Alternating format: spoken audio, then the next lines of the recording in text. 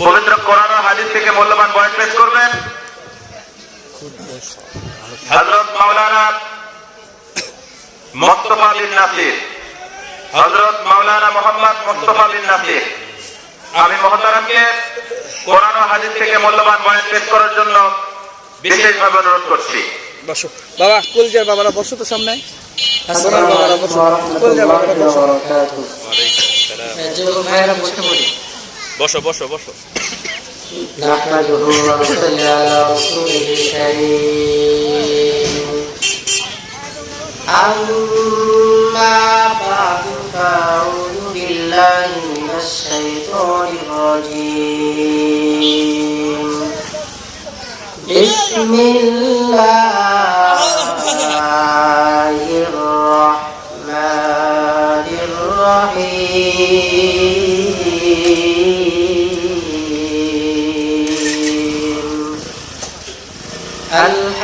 আলহামদুলিল্লাহি রাব্বিল আলামিন আর রহমানির রহিম। مالك يوم الدين إياك نعبد وإياك نستعين. وقال النبي صلى الله عليه وسلم أخلص دينك يكفك العمل القليل، أو كما قال النبي عليه الصلاة والسلام. একদিন তোমারি নাম মসজিদে হবে এলান। একদিন তোমারি নাম মসজিদে হবে এলান। তৈরি থেকো তৈরি রেখো, তৈরি থেকো তৈরি রেখো, কবরের মাল সামান। একদিন তোমারি নাম মসজিদে হবে এলান। একদিন তোমারি নাম মসজিদে হবে এলান। লা ইলাহা ইল্লাল্লাহ, লা ইলাহা ইল্লাল্লাহ, লা ইলাহা ইল্লাল্লাহ, লা ইলাহা ইল্লাল্লাহ, লা ইলাহা ইল্লাল্লাহ মুহাম্মাদুর রাসূলুল্লাহ। আলহামদুলিল্লাহ, ছোট ফুলবাড়ি জামে মসজিদ কর্তৃক আয়োজিত বিশাল ঐতিহাসিক তাফসীরুল কোরআন মাহফিল, আজকের এই বরকতপূর্ণ মাহফিলের সম্মানিত সভাপতি, প্রধান অতিথি, বিশিষ্ট অতিথিবৃন্দ, আজকের এই মাহফিলের সম্মানিত প্রধান বক্তা, আমাদের সকলের অত্যন্ত পরিচিত এবং মহব্বতের মানুষ আলহাজ মাওলানা মোহাম্মদ শাহজালাল নিয়ামতপুরী নওয়াব সাহেব দামাত বরকাতুহুম। আল্লাহ পাক নিরাপদের হুজুরকে আমাদের স্টেজ পর্যন্ত কবুল করেন, সকলে বলে আমিন। সম্মানিত উপস্থিতি, মাহফিলের অবস্থা বড়ই করুণ। যেই এখানে কথা বলতেছে সেই একই কথা বলতেছে যে এখানে আপনারা আসেন মাহফিল সফল করার লক্ষ্যে। আপনাদের মাহফিল আপনাদেরকে সফল করতে হবে। আপনাদের যদি উপস্থিতি না থাকে তাহলে এটা বড় দুঃখজনক। তো যাই হোক, আমি কোরআনুল কারীমের 114টি সূরার মধ্য থেকে সূরাতুল ফাতিহার কয়েকটি আয়াতে কারিমা তেলাওয়াত করেছি। রাসূল কারীম সাল্লাল্লাহু আলাইহি ওয়াসাল্লামের হাদিস থেকে একটি হাদিস পাঠ করেছি। তেলাওয়াতকৃত আয়াত ও হাদিসকে সামনে রেখে কিছু কথা হবে ইনশাআল্লাহ। আল্লাহ পাক মহাগ্রন্থ পবিত্র কোরআনুল কারীমের মধ্যে 114টি সূরা দিয়েছেন। কতটি? এর জন্য ভাই তোমার কথা বলো, কতটি সূরা দিয়েছেন? 114টি সূরা দিয়েছেন। এর মধ্যে মদিনাতে নাযিল হলো 86টি, আর 28টি সূরা হলো মক্কাতুল মুকাররমাতে আল্লাহ পাক রাসূলের প্রতি নাযিল করেছেন। প্রত্যেকটি সূরার শুরুতে জিবরিল আমিন বিসমিল্লাহির রহমানির রহিম বলে রাসূলের নিকটে সূরা শুরু করেছেন।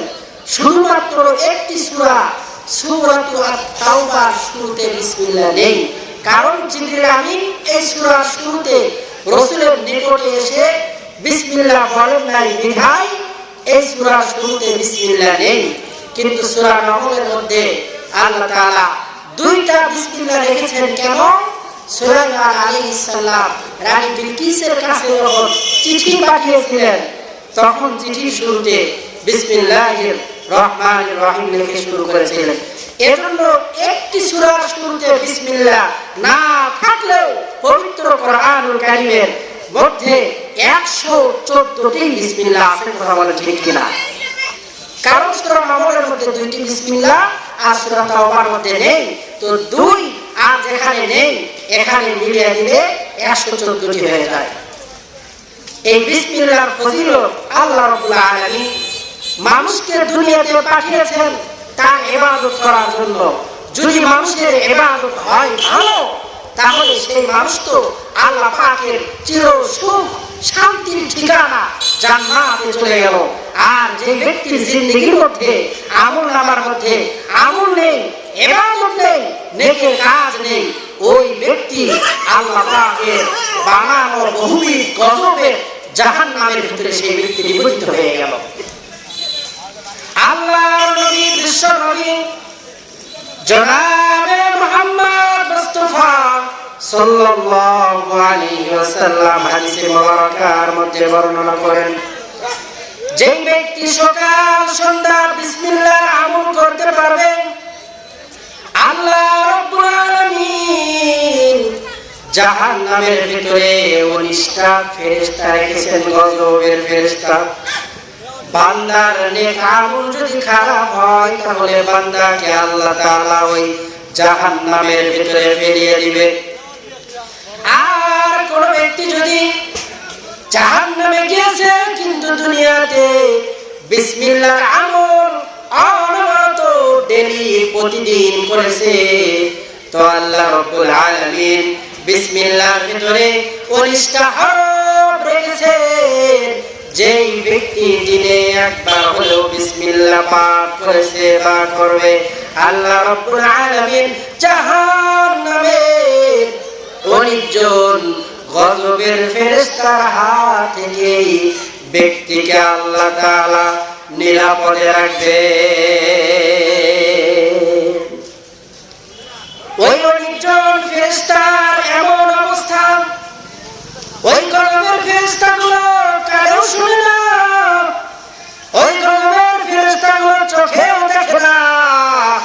গুনাহগারগুলোকে যখন জাহান্নামের ভিতরে নিমজ্জিত করা হবে, ওই গজবের ফেরেশতাগুলো চোখে দেখে না, গুনাহগারকে একের পর এক পিটাইতে থাকবে আর আযাব দিতে থাকবে। বান্দার চক্ষু দিয়ে, গুনাহগারের চক্ষু দিয়ে আযাবের কারণে দরদর করে পানি বের হবে, কিন্তু গজবের ফেরেশতা তো চোখে দেখে না, চোখেও দেখবে না, তার দয়াও হবে না। আযাবের কারণে মানুষগুলো চিৎকার করতে থাকবে, গজবের ফেরেশতাগুলো কানেও শোনে না। বান্দাগুলো এত জোরে জোরে চিৎকার করবে, চিৎকারের আওয়াজ ওই জাহান্নামের গজবের ফেরেশতার কানেও যাবে না, কারণ তারা কানে শোনে না। হাদিসের ভিতরে আসছে, দুনিয়ার কোন মানুষ যদি ওই জাহান্নামীদের চিৎকার শুনতো, তাহলে তারা কানের তালা পেটে দুনিয়াতে ইন্তেকাল করত। আমার ভাইরা শুধু এখানেই শেষ নয়, বিসমিল্লাহর এত ফজিলত, আল্লাহর পয়গম্বর এই রজব মাসে আল্লাহ পাকের সঙ্গে সাক্ষাৎ করার জন্য, আল্লাহ তাআলার সঙ্গে দিদার দেওয়ার জন্য এই রজব মাসে মেরাজে আল্লাহ তাআলা উঠিয়ে নিলেন। জিবরিল আমিনের সঙ্গে আমার পয়গম্বর দুনিয়ার সফর শেষ করে আসমানের দিকে যাবে। আসমানের দরওয়াজার সামনে দাঁড়িয়ে জিবরিল আমিন ডাকতে বলে, ও আসমানের দরজা, তাড়াতাড়ি দরওয়াজা খোলো রে, কারণ আমার পয়গম্বর আল্লাহ তাআলার হাবিব মুহাম্মদ চলে আসছে। ভেতর থেকে তার রক্ষী ডাক দেওয়া, জিবরাইল ওই চাবি তো আমাদের কাছে নাই। জিবরিল আমিন বললেন, তাহলে ওই চাবি কার কাছে? আসমানের দুইটি দরওয়াজায় তালা লাগানো।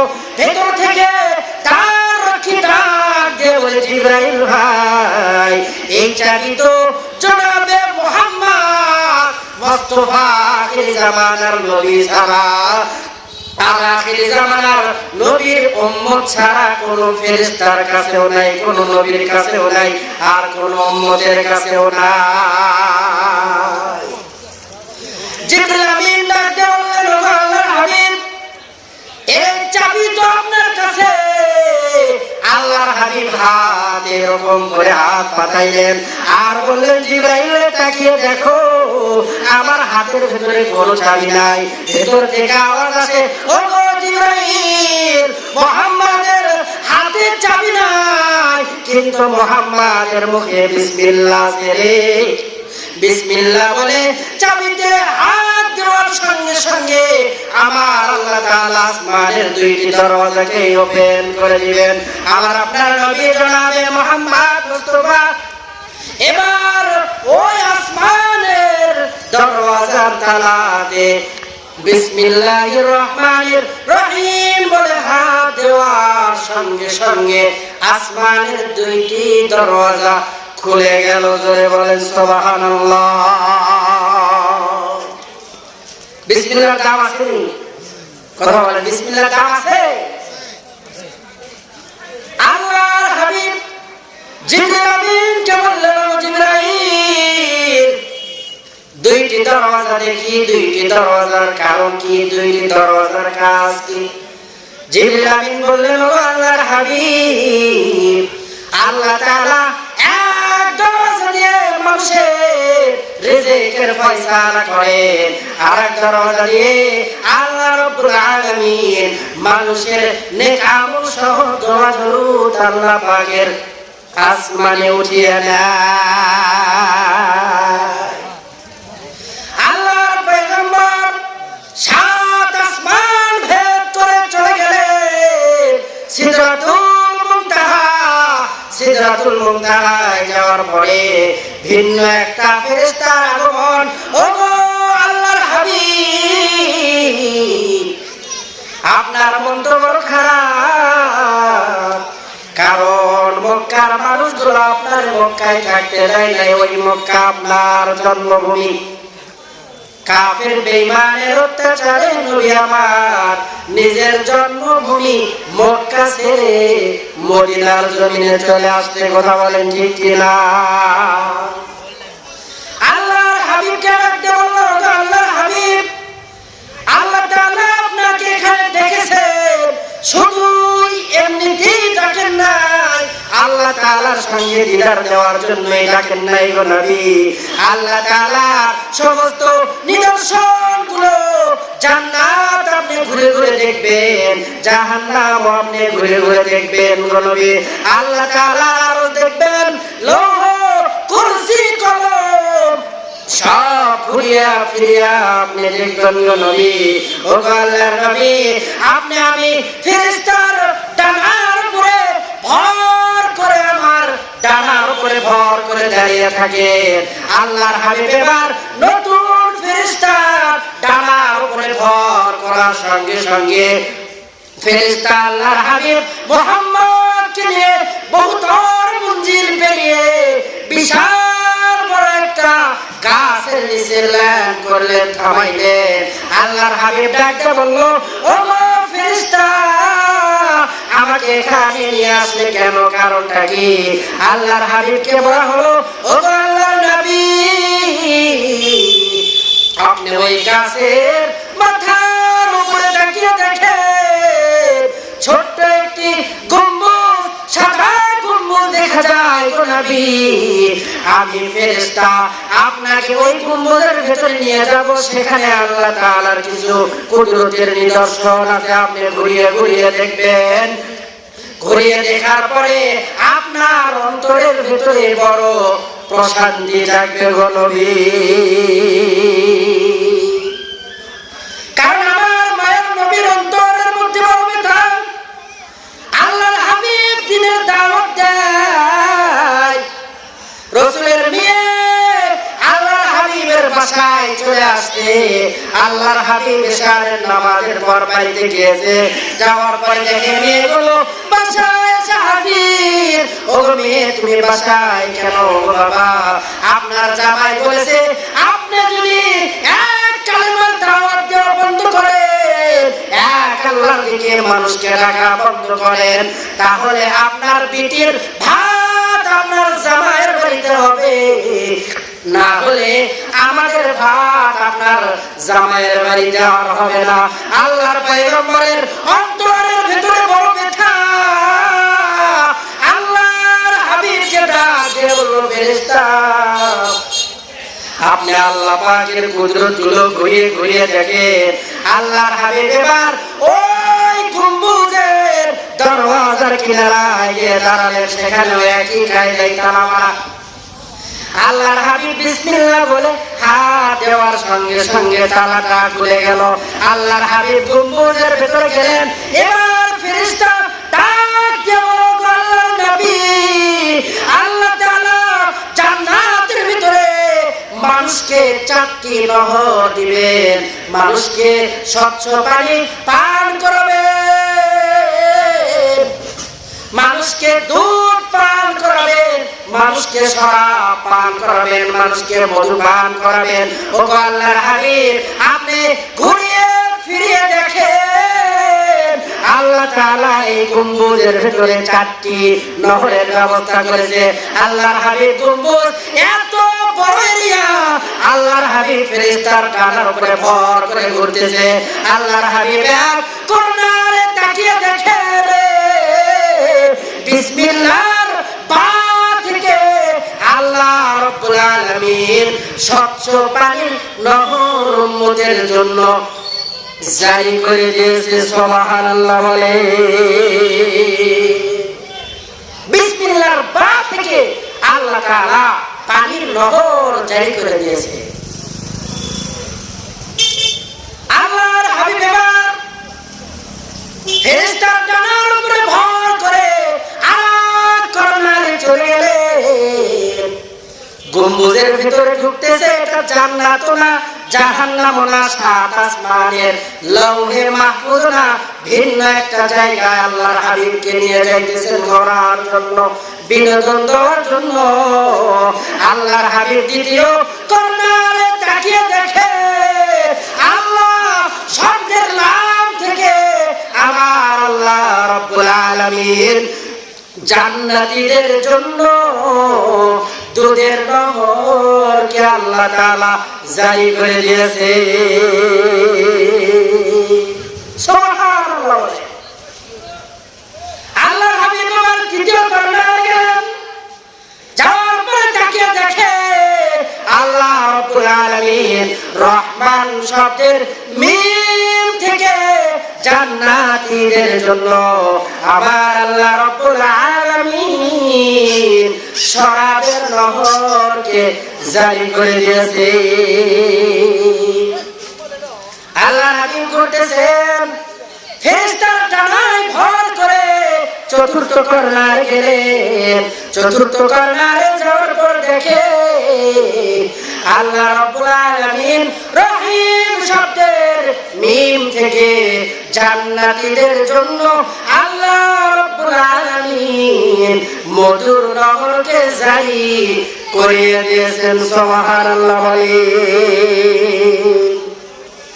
জান্নাত কেমন নাজ নিয়ামতের ঘর, কুল্লামা রুজিকু মিনহা মিন সামারাতির রিজকান ক্বালু হাযাল্লাযী রুজিকনা মিন ক্বাবল আউতু বিহি মুতাশাবিহা ওয়া লাহুম ফিহা আজওয়াজুন মুতাহহারা ওয়া হুম ফিহা খালিদুন। জান্নাতীরা জান্নাতের মধ্যে আবাদান আবাদান থাকবে, ওই জিন্দেগির কোনো শেষ নাই। একটা মানুষকে যখন কবরের বাড়িতে রাখা হয়, কবরের জিন্দেগির একটা শেষ আছে। রূহের জগতে ছিলাম, সেখান থেকে মায়ের গর্ভে চলে আসলাম, ওই জগৎ থেকে দুনিয়ার জগতে চলে আসলাম, এই দুনিয়ার জগৎ থেকে কবরের জগতে চলে যাব, ওই কবরের জগৎ থেকে আবার হাসরের জগতে যাব। হাসরের জগতে যাওয়ার পরে হিসাব নিকাশ হয়ে যাবে। হিসাব নিকাশ হওয়ার পরে আল্লাহ তাআলা জান্নাতে দিবে না হয় জাহান্নামে দিবে। যে সমস্ত ব্যক্তিগুলো জান্নাতের ভিতরে চলে যাবে, বলে সেখানেই তো মানুষের থাকার স্থান হয়ে যাবে। মানুষ দুনিয়াতে হায়াত পায় না, মানুষের দুনিয়াতে হায়াত কমে। কথা বলেন ঠিক কিনা?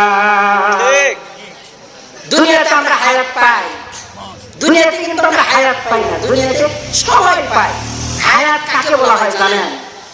হায়াত এমন বস্তুকে বলা হয় যেটার কোনো শেষ নেই। জান্নাতের ভিতরে আমরা পাবো হায়াত। জান্নাতের ভিতরে কি পাবো? হায়াত। কথা বলে না। জান্নাতের ভিতরে কি পাবো? জান্নাতের ভিতরে পাবো হায়াত। আর দুনিয়াতে আমরা পাই হলো ক্ষণিকের কিছু একটা সময়, ক্ষণিকের সময়। অনেকে বলে যে ক্ষণিকের এই দুনিয়াতে আর রাশিকার নাই, আর রাশিকার নাই, এজন্য ইবাদত বেশি বেশি করতে হবে। হায়াতের জিন্দেগি তো জান্নাত থেকে শুরু হবে। হায়াত বলা হয় যে জিন্দেগির শুরু আছে আর যে জিন্দেগির শেষ নেই। আল্লাহ তাআলা কত নাজ নিয়ামত রেখেছেন, সব আল্লাহ তাআলা জান্নাতের ভিতরে দিয়ে দিবেন। আমার ভাইরা বলতেছিলাম বিসমিল্লাহ সম্পর্কে আলোচনা। আল্লাহর হাবিব জনাবে মুহাম্মদ মুস্তাফা সাল্লাল্লাহু আলাইহি ওয়াসাল্লাম বলেন, যে ব্যক্তি রাত্রে বেলা শয়নকালে বিসমিল্লাহির রহমানির রহিম বলে শয়ন করবে, আল্লাহ তাআলা ওই ব্যক্তিকে সমস্ত প্রকার খারাপ স্বপ্ন এবং খারাপ জিনিস থেকে আল্লাহ তাআলা কুদরতি ভাবে হেফাজত করবে। বিসমিল্লাহ নিয়ে আলোচনা করি।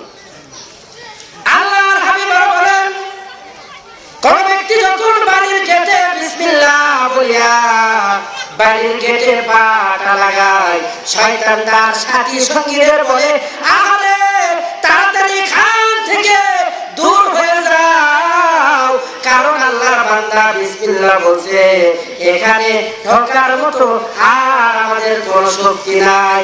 এই জন্য আমরা যখন বাড়িতে প্রবেশ করব, কমসে কম বিসমিল্লাহ বলার চেষ্টা করা পারবো তো ইনশাআল্লাহ। আল্লাহর হাবিব হাদিস মুবারকের মধ্যে বর্ণনা করেন, মানুষের বাড়িতে চুরি হয়, কোন ব্যক্তি যদি তার গেট বিসমিল্লাহ বলে লাগিয়ে দেয়, চোরের যতই শক্তি থাকুক না কেন, ডাকাতের যতই শক্তি থাকুক না কেন, কোন ব্যক্তি যদি বিসমিল্লাহর আমল করতে পারে, তাহলে খোদার কসম করে বলছি রে ভাই, আল্লাহ তাআলা বিসমিল্লাহর বদলতে ওই ব্যক্তির সব কিছুর জিম্মাদারি আল্লাহ তাআলা নিয়ে নেবে। নারায়ে তাকবীর। আজকের মাহফিলের দ্বিতীয় বক্তার আগমন, শুভেচ্ছা স্বাগত। নারায়ে তাকবীর। আমার ভাইরা, বিসমিল্লাহর বড় ফজিলত। কেমন ফজিলত! রুমের বাদশার মাথার ভিতরে মাথা ব্যথা, দুনিয়ার এত দামি দামি ডাক্তার আর কবিরাজকে দেখিয়াও মাথার ব্যথা ভালো হয় না। তৎকালীন ওমর ফারুক রাদিয়াল্লাহু তাআলা আনহুর নিকট রুমের বাদশা তার উপকন্যা পাঠিয়েছে আর বলেছে, রে ওমর, আমাদের রোম সম্রাটের মাথার ব্যথা তো ভালো হয় না। এবার ওমর ফারুক রাদিয়াল্লাহু তাআলা আনহু টুপির ভিতরে বিসমিল্লাহির রহমানির রহিম লিখে রোম সম্রাটের নিকটে পাঠিয়ে দিয়েছে।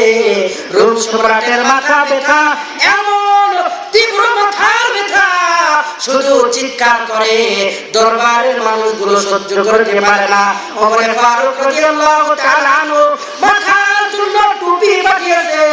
যখন টুপি পরিধান করে তখন আরাম লাগে, টুপিটা খুলে আবার ব্যায়াম শুরু হয়। কথা বলেন ঠিক কিনা? অনেকে বলে টুপি বললে নাকি মাথা গরম হয়, টুপি না পরলেই মাথা গরম হয়। কথা ঠিক কিনা? সমাজের মধ্যে দেখবেন যারা টুপি পরে থাকে তারা বাবা মার সঙ্গে খুব ভালো ব্যবহার করে, আর যারা টুপি পরে থাকে না এরা মাতাল হয়ে বাবা মার সঙ্গে খারাপ আচরণ করে। এমনকি বৃদ্ধ বাবা মাকে ঘর থেকে বের করে দেয় 50 থেকে 100 টাকার জন্য। কথা বলেন ঠিক কিনা? আপনার টুপিওয়ালা সন্তান জিন্দেগিতে আপনার সঙ্গে খারাপ ব্যবহার করবে না, এটা মাথায় রাখবেন। এবার রোম সম্রাট চিন্তা করলেন, ওমর ফারুক আমার টুপির মধ্যে কি লেখা দিছে রে? এবার টুপি আস্তে আস্তে খুলতে তাকিয়ে দেখে টুপির এক কর্নারের কাপড়ের ভিতরে বিসমিল্লাহির রহমানির রহিম লিখে দিয়েছে। এই বিসমিল্লাহর বরকতে আল্লাহ রাব্বুল আলামিন রোম সম্রাটের মাথার ব্যথা ভালো করিয়ে দিয়েছে। সুবহানাল্লাহ বলে। এজন্য আসুন সর্বদা হার হালতে বিসমিল্লাহ আমল করতে পারবো তো ইনশাআল্লাহ। ইনশাআল্লাহ বিসমিল্লাহির রহমানির রহিম বললে সবচেয়ে বেশি উপকার হলো আল্লাহ তাআলা 19টা হরফ রেখেছেন এখানে। জাহান্নামের ফেরেশতার সংখ্যা 19। আল্লাহ তাআলা বলে, আমার বান্দা 19টা হরফ দিয়ে বিসমিল্লাহ পাঠ করেছে, একে জাহান্নামের 19 জন গজবের ফেরেশতার হাত দিয়ে বাঁচিয়ে জান্নাতের মেহমান বানিয়ে দাও। সুবহানাল্লাহ। সম্মানিত উপস্থিতি, আজকের মাহফিলের দ্বিতীয় বক্তা এসেছেন, মূল্যবান কথা বললেন। আর সময় নষ্ট না করি, এখনো যারা নিষেধ ঘোরাফেরা করছেন অনেকে আছেন, এখনো যারা ঘোরাফেরা করছেন যদি তারা এই মাহফিলের ব্যাপারে চলে আসেন। যতটুকু আলোচনা করলাম আল্লাহ পাক আমাকে আমল করার তৌফিক দান করেন, আপনাদেরকেও আমল করার তৌফিক দান করেন। ওয়া মা তাওফীকি ইল্লা বিল্লাহ। আসসালামু আলাইকুম ওয়া রাহমাতুল্লাহি ওয়া বারাকাতুহু।